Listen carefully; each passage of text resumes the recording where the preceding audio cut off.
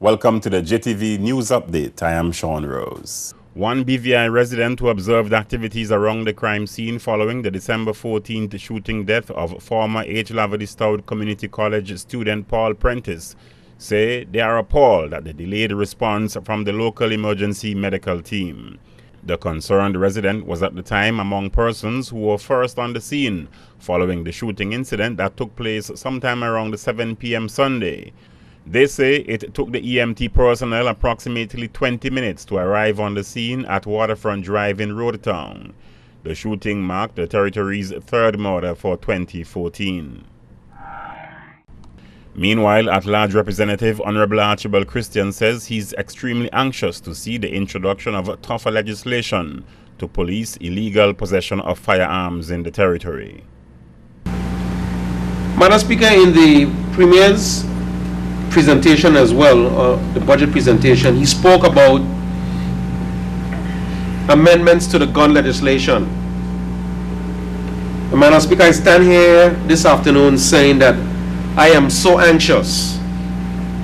I am extremely anxious for that piece of legislation to find its way into this Honorable House so that I can be a part of that debate when it comes up, but also be a part of history when we finally will be able to offer the victims of gun crime some level of comfort in knowing that persons who perpetuate crime against loved ones with a gun illegally will be sent to prison for a long time.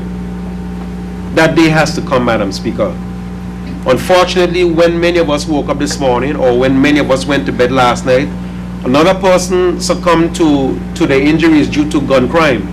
Now, I don't know what the circumstances are, so I'm not going to speculate. But incidents like these can only give us the momentum, or should give us the momentum, to do with haste what we need to do before it's too late. And so, Madam Speaker, Premier, I'm hopeful that next year, 2015 early, we can see that bill in this House, and all of us will be supporting the bill. Labour Minister Dr. Kedrick Pickering says the BVI is struggling to have young people, particularly males, appreciate the dignity of having sustainable employment. I remember the 3rd District held a job fair a couple of years ago in which the Minister of Labour was invited, and in the presentation one of the things we pointed out was how important it is for us to get our younger people, young males especially, to understand the dignity of work. That is a struggle that we have to face. You know, like all my colleagues, you know, we have a struggle with landscaping. Landscaping jobs are almost the sine qua non nowadays.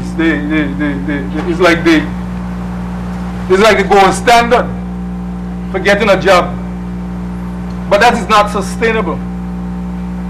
So we've got to redouble our efforts, Madam Speaker, to get our younger persons to understand the dignity of work, because the dignity of work, Madam Speaker, speaks to issues like working towards a pension, having a social security, more than anything else, having health insurance.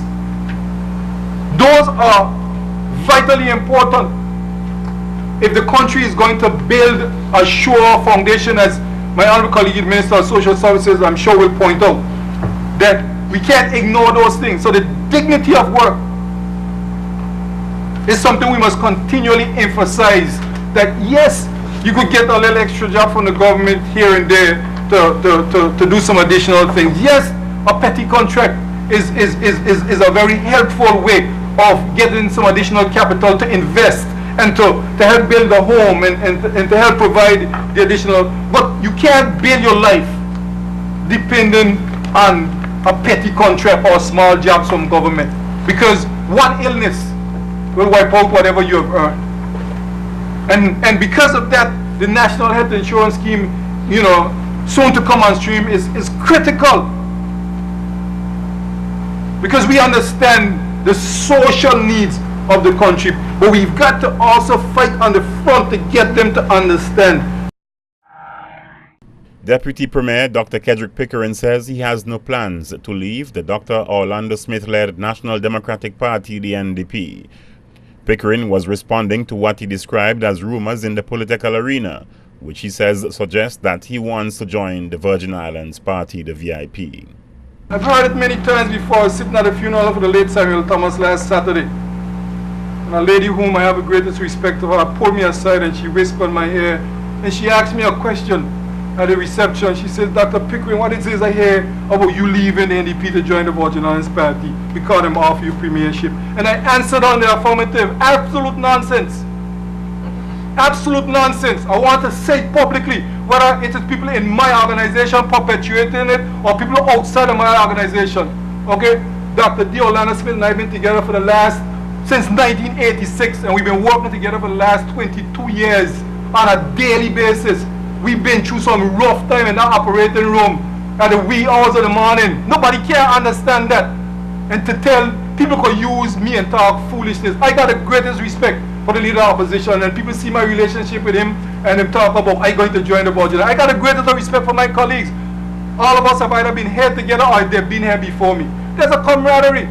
But those who are perpetuating it and trying to cast aspersion on my character, I want to say publicly, stop that foolishness. I ain't going nowhere. Want to say so loud and clear. When Dr. Smith leave this country and he ask the government to appoint me acting premier, he could sleep wherever he is. Being a original member of this organization, I ain't going nowhere. Ain't nothing nobody could offer me. I wanted to make that clear and hope that rumor died down, because there are people who are trying to make me look like I some, whatever I'm not. Whatever, I got my own weaknesses, and I got my own shenanigans or whatever it is as an individual, but I ain't one of them. I ain't never been in here looking for power. My history says that. I bide my time in this place. I was in opposition twice.